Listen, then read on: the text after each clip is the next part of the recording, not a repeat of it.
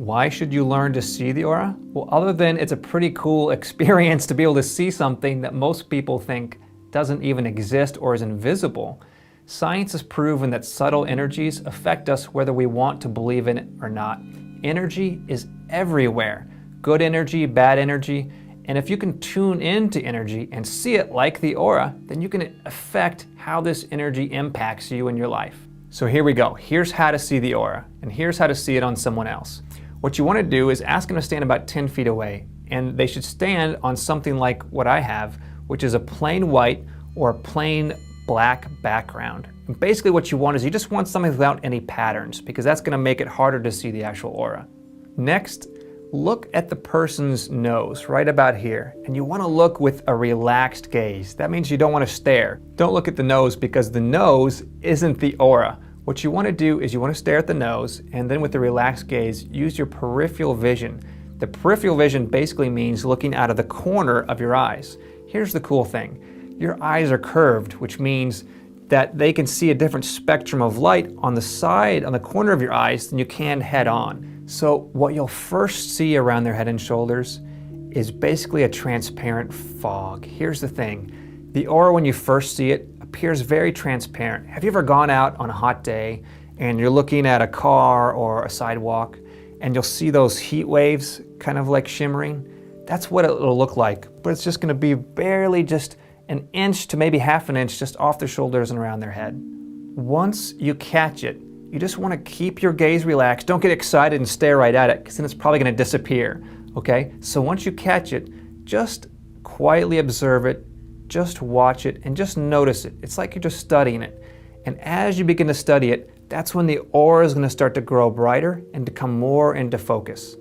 Now, if you're looking at their nose and you're trying to use your peripheral vision and you can't quite catch it, to move your vision from right at their nose to the center of their forehead. Just a slight movement up. Sometimes just that slight movement is all it takes to just catch it just for the first time.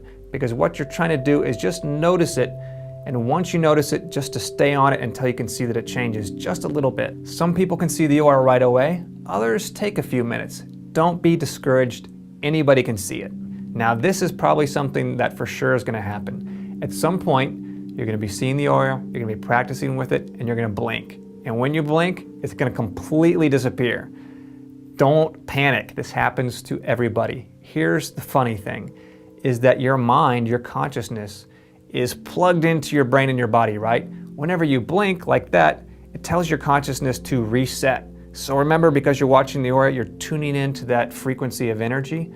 As soon as you blink, it drops you back down to where you were before. The more you practice, the less this is going to happen. But in the beginning, it is going to happen. It happens to everybody. Just practice and you'll get your way through it. Now let's say you're by yourself, and here's how to practice seeing your own aura.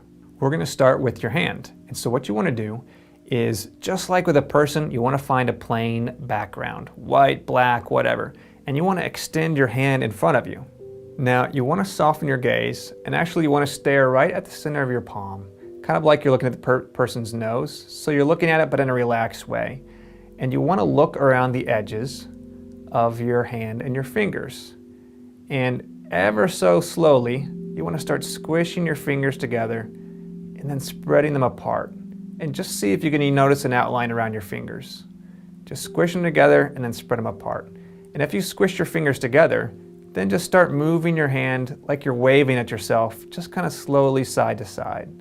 And it's the same thing, just like with a person, is you're just trying to notice that faint outline first.